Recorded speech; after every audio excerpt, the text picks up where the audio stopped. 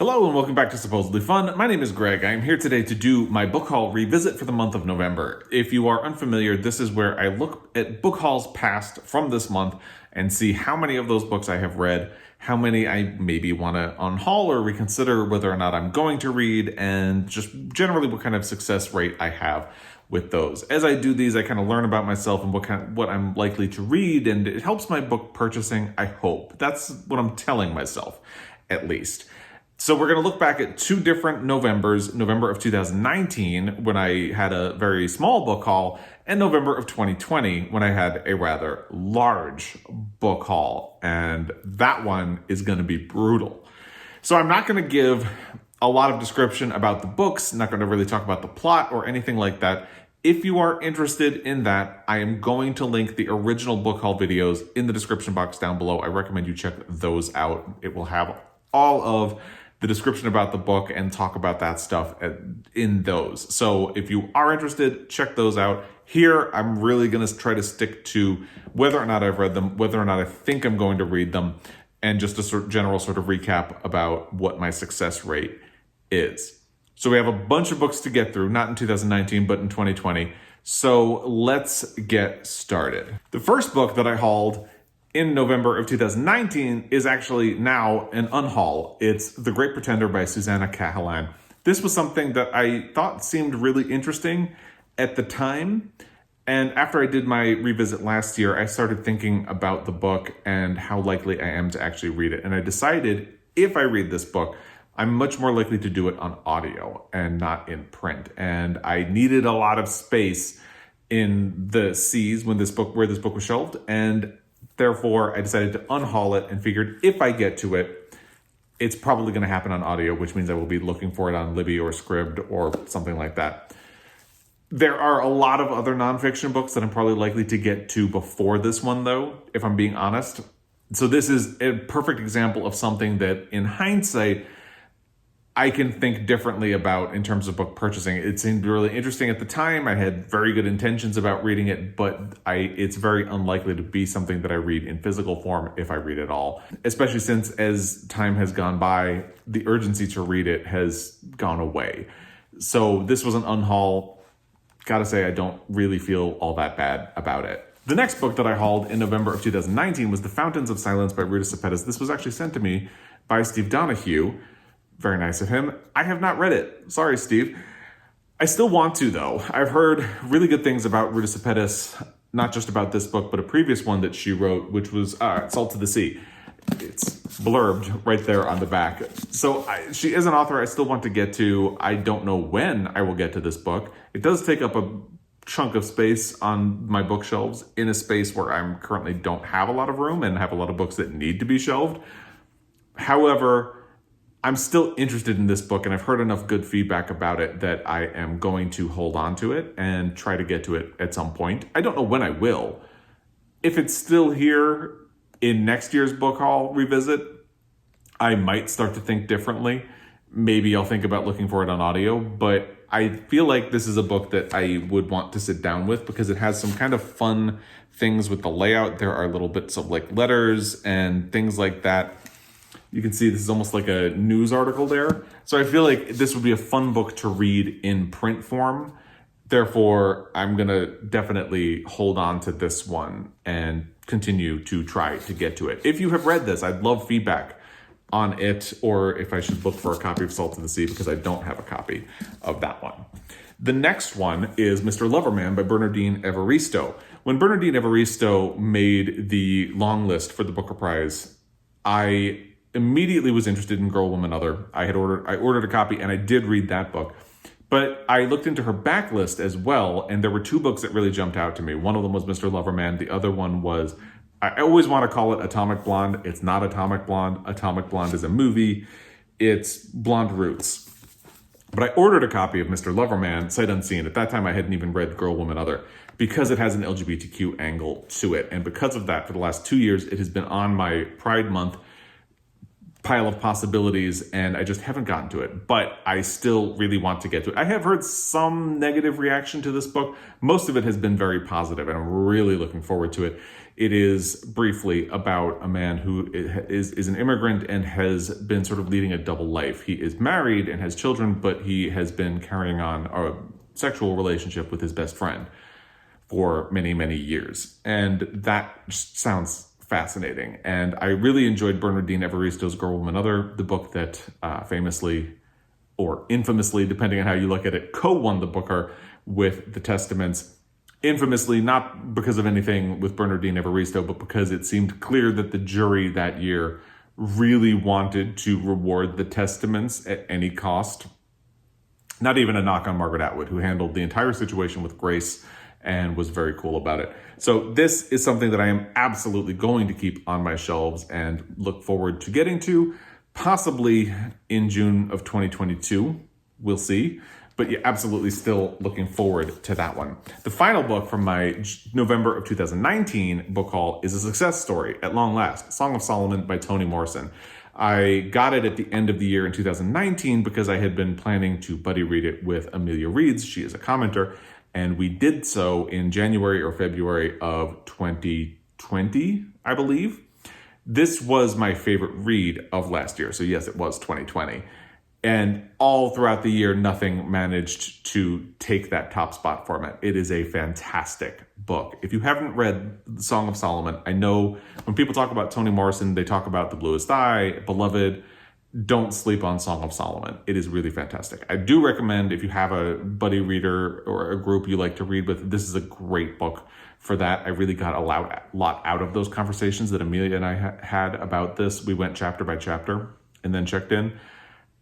Just a phenomenal book. Absolutely one of my favorite reads of all time. Toni Morrison has staggering power as an author.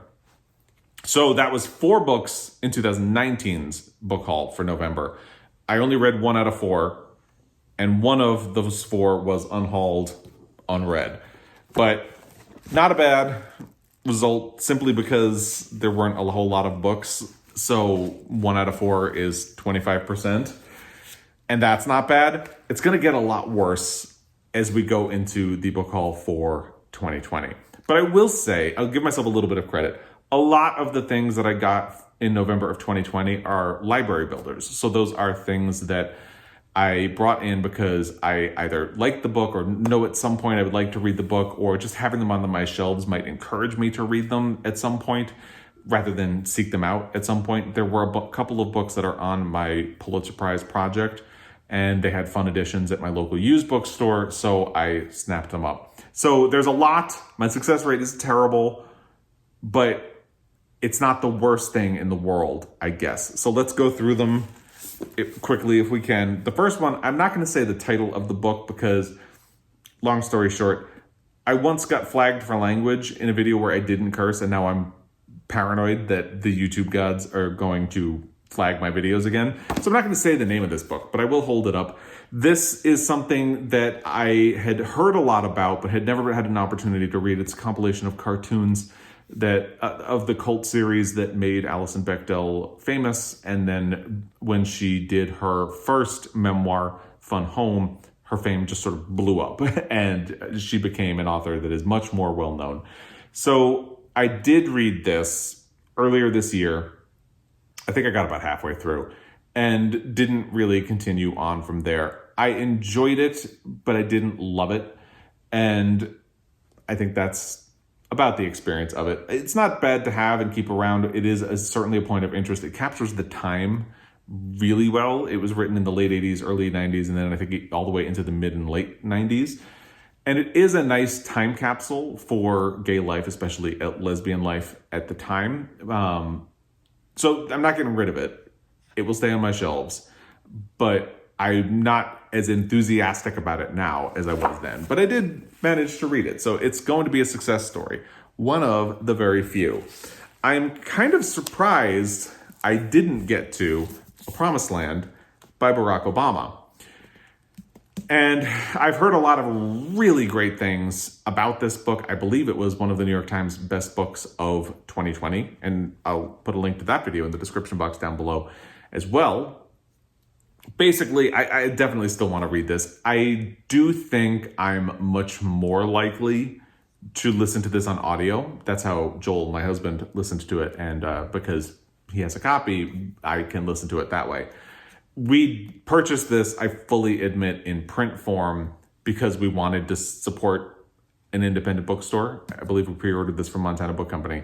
So I don't regret it, but I am much more likely to listen to this on audio if I'm being honest. I still want to get to it. It is a proper brick of a book, but I still want to get to it, and I think I still will at some point. I just, especially this day and age, it feels like it would be comforting to have another book by an Obama. I really enjoyed Michelle Obama's book a lot, and I read that at a much more trying time in some ways than I would be reading that one. The next one is Memorial, novel by Bryan Washington. This is interesting because I've heard kind of mixed things about it, but I am still looking forward to reading it. He had released a collection of short stories called Lot, and I didn't finish because this sounds mean. It felt a little bit like a thesis project for an MFA, and I thought he has a lot of talent, but I didn't like the story, so I didn't finish. But I really want to see what he does with a novel. And I've heard a lot of really great things about this. I am starting to think that this is something I'm more likely to listen to than read in physical format. But I don't mind having it. It is definitely something I still want to get to. I don't know when I'll get to it. So this is another thing that I might have to rethink come Book Haul Revisit 2022. But for now, it's fine staying where it is. I do still want to read it. I've heard good things about it, and it's gonna happen at some point, I hope. There are too many things I would like to happen for them all to happen, but we shall see. The next one is the first that was part of my Pulitzer Prize project.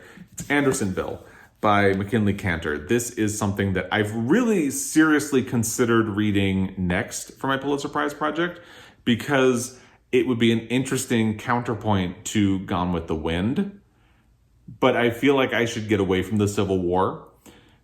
There's a part in Gone with the Wind where Scarlett O'Hara mentions Andersonville. If you're unfamiliar, Andersonville was a prison camp for Union soldiers, and it is famous, or again, infamous, for its deplorable conditions and the awful ways that the Union prisoners were treated in there. There was disease, there was no food, the conditions were just terrible. A lot of the people who ran Andersonville were convicted of war crimes after the Civil War was over. And in Gone with the Wind, Scarlett O'Hara pretty handily dismisses any culpability of the South for the conditions at Andersonville and tries to flip the script and say that the Union is to blame for the way Union prisoners were treated in Andersonville, and Union prison camps somehow didn't get a bad rap, but they treated Confederate soldiers much worse, which is, I mean, they weren't treated great, but Andersonville is really the one that is famous or infamous for that. So it feels like it would be a good counterpoint to Gone with the Wind specifically because of that, but I feel like I'm going to need to get away from the Civil War for just a little bit. I am really interested in reading this. It is a really big brick of a book as well. It has a map in the front. I love a book with a map, so you can imagine that that is something that I'm really excited about as well. You can kind of see from my understanding, and I don't have that much of an understanding about the Civil War, there's a spring that goes through the camp, and I believe that basically created a swamp that really didn't help conditions in the camp. So this is something I'm absolutely looking forward to. I think I know what direction I'm going to go for my Pulitzer project instead of this, but it's still on my mind, and it is something I really want to get to, and it has this really bold graphic cover that jumps out of the shelf. So I'm constantly seeing it there and thinking about it and how I would like to get to it. So we shall see how and when. I think next year I'm really going to prioritize my Pulitzer Prize project since I've got kind of abolished the idea of doing reading goals for myself. So that is very likely to be one that I would get to at some point next year. Let's continue along. I'm going to move this pile of mass market-y books over here. The first one is Appointment in Samarra by John O'Hara. I saw a copy of this at my local used bookstore. It was $1. Just $1. So how could I say no? The reason I'm interested in this book is that John O'Hara also wrote Butterfield 8, which was turned into a movie starring Elizabeth Taylor that won her an Oscar for Best Actress in 1960, I believe it was released. So that's one thing about John O'Hara. I've never read one of his books. But Appointment in Samarra frequently comes up on lists of the best books of the 20th century. So this is a library builder for me. I had no plans to get to it when I purchased it last year. I still have no plans to get to it at any time soon. However, I'm happy to have a copy of it, especially since it's not taking up a whole lot of space, and it was cheap. And I really love these sort of vintage book covers. That's going to be coming up a lot in the rest of the book haul revisit. So I'm really happy to have it. When will I get to it? I don't know. But I feel like just having it around will make it likelier to happen than if I didn't. So this is 100% a library builder for me, and I will be trying to get to it at some point. The next one is part of my Pulitzer Prize project as well, and it was also only $1, Arrowsmith by Sinclair Lewis. This, being honest, doesn't sound like... I'm a little hesitant about this one. There are other books by Sinclair Lewis I'd probably pick up first. However, this is the one that won the Pulitzer Prize. And again, it has this kind of fun vintagey cover. And again, it was only $1. So I'm perfectly fine having it on my shelf. And again, next year, I think I'm going to try to prioritize my Pulitzer Prize project so I can make a little bit more progress on it and not drag it out so much. So we'll see how that goes. But I'm really looking forward to making some progress on that. And this might not be one of the ones I'm most excited for, but it'll be fine. And it is a classic book. Sinclair Lewis is certainly a very known author. Also for the Pulitzer Prize project, Humboldt's Gift by Saul Bellow. I have never read a Saul Bellow book, and there is a different Saul Bellow book that I feel like I would rather get to, which is going to come up later in the book haul. But this is a Pulitzer Prize winner. This edition was, again, only $1. So how do I say no? And again, that kind of vintage cover, which I like. And it's in pretty good condition. The type is a little bit small, but not bad. The type in all of the others has been surprisingly not bad, but this one's a little bit small, which is funny considering it's large. But yeah, so this is part of my Pulitzer Prize project. I've wanted to read a Saul Bellow book for a while, so I feel like having one is going to be a good excuse to finally get around to doing it. The next one is also for the Pulitzer Prize project. This is actually the last one that has that distinction, and it's a big one. I figured it would make sense to have a copy of The Executioner's Song by Norman Mailer because of its size. It is 1,024 pages. That's a lot. So I figured the audio of this is going to be insanely long. And when possible, I don't want to do my Pulitzer Prize project books on audio unless it's a reread. I would rather have the book in front of me, and this could get really unwieldy given its size. This is in pretty good condition. The type is not very small, and it has a bit of that same sort of vintagey cover, at least the vibe. So I figure this is a good way to go, and it was only $1.98. Can't argue with that. So here it is. Here it will be until I get around to reading it. And I think this is just going to be the best, easiest way to read this when I get around to it. So again, perfect library builder. Will this be one of the ones I get to next year? I don't know. I'm really bad at TBRs, so I'm a little hesitant to try to make any kind of a promise. Then I actually got 3 Sue Grafton books. I got G is for Gumshoe, H is for Homicide, L is for Lawless. I didn't even pull them to hold up because I figured I had read my way through most of the Sue Grafton books. And I think I got to P is for Peril, and then Sue Grafton died. So I thought that I would go back to the beginning and work my way through again. But I had gotten rid of all my copies of her books, so I needed to get them back. So I'm almost done at this point, and that's why I purchased these 3. I did reread G is for Gumshoe this year. So that one I had read all 3 of these in the past. And G is for Gumshoe, I actually read again. So I'm working my way through. H is for Homicide obviously will be next. But it doesn't seem like it's kind of a weird purpose because I'm repurchasing those books to revisit them, especially since I've already read most of them. And so these would be rereads. But anyway, I did purchase them in the month. did reread one of them, and I've read all three previously. And then I got 3 Agatha Christie books because each one was in the dollar range. 2 of them were $1 and then there were none was $1.75. But I enjoy most Agatha Christie books, and these are kind of fun vintage covers or editions of them. So you have, and then there were none, obviously, which I have read and which I've always wanted to reread, but I haven't gotten around to it since. I actually read this in my 9th grade English class, which was kind of fun. Joel just read this for the first time and really enjoyed it as well. So this is something I definitely want to reread, and I'm happy to have around just for that. I like the idea of having these fun versions of Agatha Christie books as well. Then there is the Seven Dials mystery, which I have not read and which has this fun vintage cover. This is not one of the Miss Marple or Hercule Poirot books. It's sort of outside of that. So is And Then There Were None, by the way. But that's just kind of fun. And then there is Death on the Nile, which I have not read and which allegedly has a movie coming out. I think I'm much more likely to revisit the old version of the movie from the 70s, that adaptation. This is a Hercule Poirot book, and I'm not a huge Hercule Poirot fan, but I do enjoy an Agatha Christie.